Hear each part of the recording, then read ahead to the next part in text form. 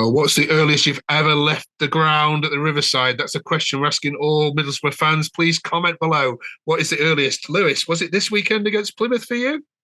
Oh, I felt like it. I mean, there was talk before about leaving the ground at 30 minutes because of the ticket prices, but ironically, we went 2-0 down on 30 minutes. So I think that was the excuse for a lot of people to leave.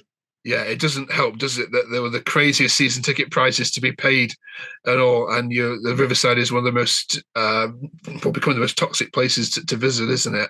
How bad is it with the crowd at the moment? I mean, it's not against Carrick, is it? I don't think yet. Anyway, help us understand what's going on there. Yeah, I mean, it would be going a bit far to say it's toxic, but certainly people aren't happy. We had the obviously the announcement of the season ticket prices, and they've gone up again, and they're one of the most expensive in the league. We just can't buy a win at home at the moment, and it's not just that; it's the manner of the defeats. The Bristol City game and then the Plymouth game, we just got absolutely torn apart in the first half an hour. We just look a mess on the pitch. The shapes all over the place.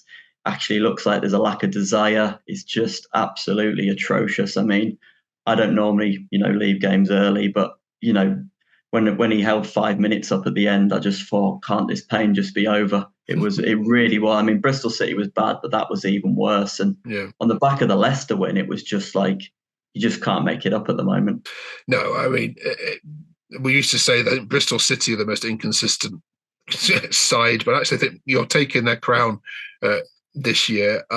So Plymouth have now taken 4 points off you. Rotherham have now taken 4 points off you, and yet you're beating sides. You've taken 22 points from the top 10 teams, and only 16 points from the bottom 10. And to say that Chelsea are the only team you've beaten this year, this calendar year at the Riverside.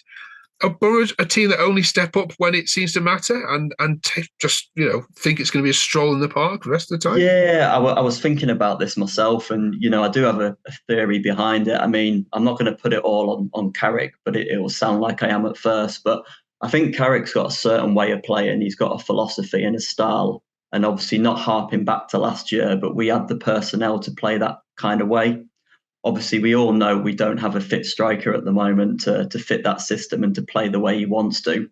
So in a way, when we play the bigger teams, the Chelsea's at home, the Villas at home, Leicester home and away, he's forced into playing a certain way. So we've obviously played five at the back, soaked up pressure and hit teams on the break. Because really, there's no other way of playing against them bigger sides. You see it in the Premier League when the big sides play the small sides.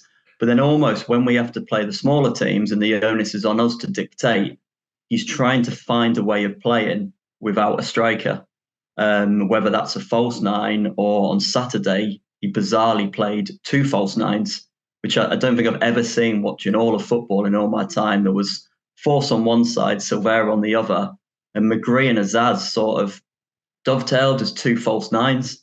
But because neither of them are, they're not even 9.5s, never mind nines, there was no presence up there. So the ball just kept coming back. There was no shape or anything. It was just an absolute mess. So I think, there is a bit of sympathy for Carrick because he's working with what he is. But he did hold his hands up on Saturday and say, look, I got it wrong. He's trying to find ways of playing with what he's got available. But at the moment, he's searching for the answers, but he just doesn't know the answers. So I don't think it's a coincidence that we're playing the way we are against the poorer teams, and we're playing the way we are against the better teams, and the same as in the Cup. Okay. Well, there's some good news and bad news on this weekend. Because the good news is you are away from home. The bad news is you're playing one of the worst sides in the whole division in the Form League at the moment, and that's Stoke City. So I'm guessing this is a 1-0 Stoke win, isn't it? Well, exactly. I mean, I joked last week and said, non-Borough fans will be saying we've just beaten Leicester, so surely we'll beat Plymouth.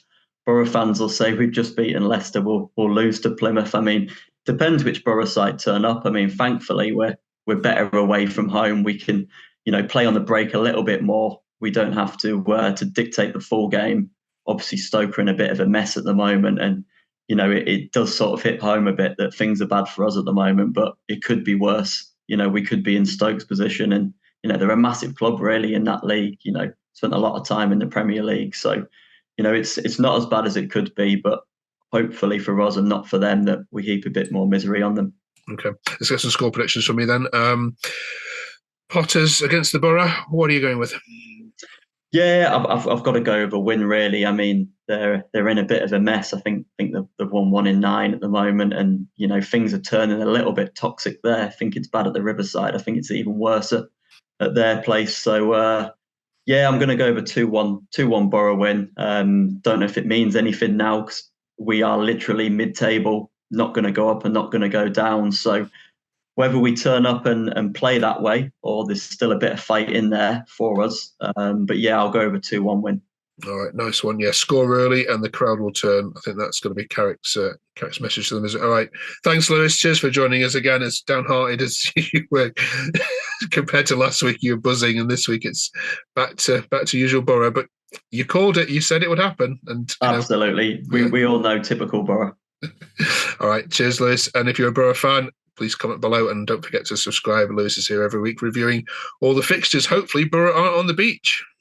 All right, see you next week. Cheers, Mark. Nice one.